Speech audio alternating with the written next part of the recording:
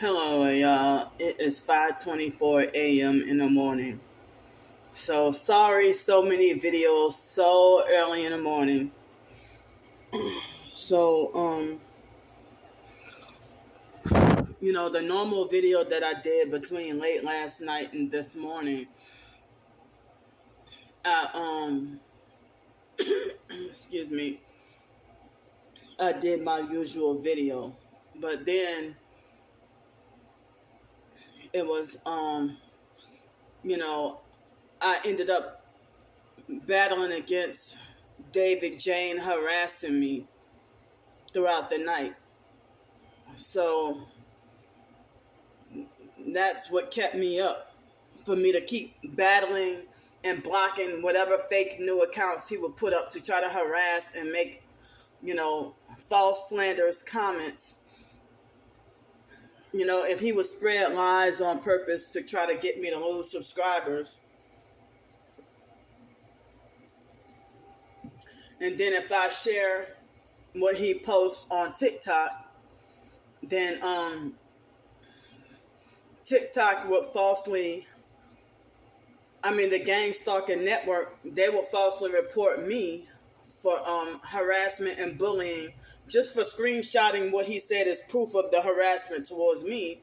And then if I appeal it, they reject the appeals. So I'm letting y'all know what's going on.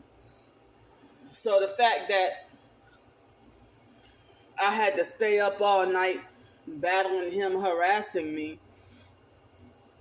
I had to, me sitting there staying up.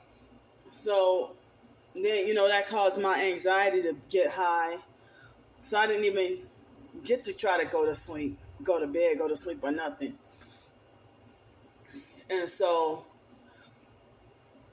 I didn't even let the pie crust thoroughly thaw out. But it seemed like as if, I don't know if it was expired or not, because I threw the other box away, but I had it in the freezer for since probably April. No, was that April 20th? I think it could have been April 20th, somewhere around there. So I wasn't sure how long I was supposed to keep the pie crust in there for. So the pie crust, it seemed a little weird looking, but I said I would hurry up and try to use up the pie crust before I would have to throw it away. So I tried to be creative and made something that probably, it was definitely my first time having something like that, but who knows if that might be the only time in my life to make something like that, or if I have another chance to try to make something like that again and improve the recipe, or try to make it better. But as I said, me being homeless on the streets for so many years, I'm glad to be able to cook and make my own food and experiment in the kitchen again, even though there's no kitchen here. But but I felt like as if when I would be homeless, how you be craving you wish you had a home cooked meal. And so now I make almost everything at home, and then every now and then you might have a craving to want to eat out somewhere, because I have been used to that, dealing with the homeless life, dealing with the gang stalking. So I had already did the video in the middle of the night, and after I did the video, I was uploading the video, and I was watching a TikTok video of another target, and then next thing you know, David Jane came with at least 13 comments, and I blocked that one, and then he came back probably 20 or 30 minutes later with another fake account with more harassing comments. Like, David, I thought that David would still live at that group home where he would have a curfew and not allowed to use his phone. So he might be sneaking and using his phone, or maybe once he sold his soul to the devil, they probably let him have freedom.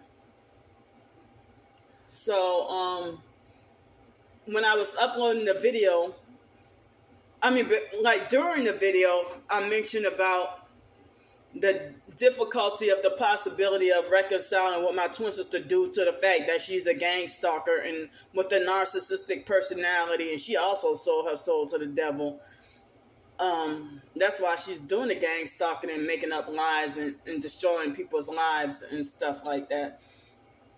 So he mentioned this fake slander that the perps always repeat, lying on me about what I did to Raven. None of y'all were there, and I did nothing wrong to Raven. I didn't do anything to my niece. So that's part of I heard that's the number one classic favorite gang stalking slander is to lie and say that that you're a child predator. Excuse me.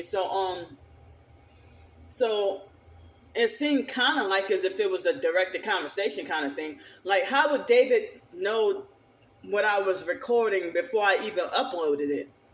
And he's way in Los Angeles. I'm here in Texas.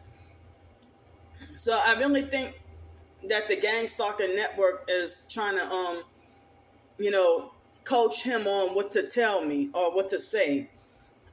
And so, how did he know about, how like they do the directed conversation? So he mentioned in the comments about, bonding with my twin sister, but it's like, how did he know I even talked about that in the video before the video even uploaded?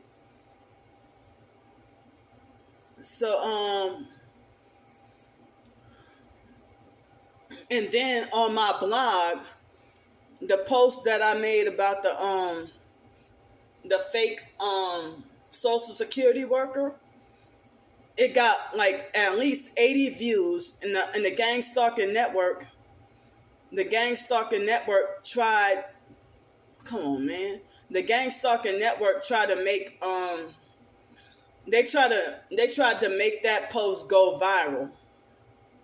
But it's okay for the gang stalking, they can call me the N-word and wish death on me. And that gets applauded and praised. I have to hear the lies and slander about myself and death threats more and more increasing almost every day.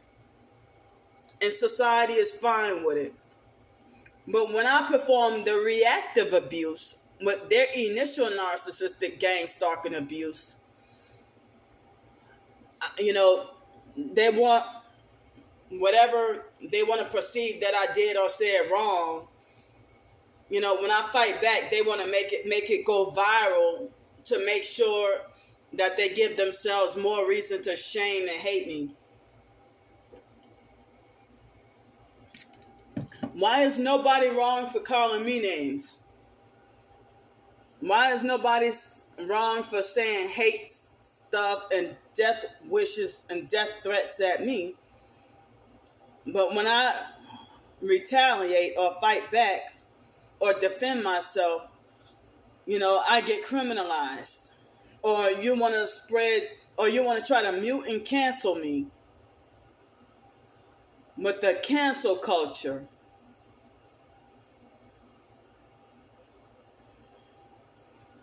So, I know one thing. I never willfully or intentionally made a pact with the devil or gone to perp school. Never went to perp school. I only know about the gang stalking, what has happened to me, and also certain tactics that others said had happened to them. But I never get paid to insult or abuse or harass nobody. I'm sitting here fighting for my survival every doggone day. Fighting for and documenting my survival every day and get criminalized for it. Excuse me.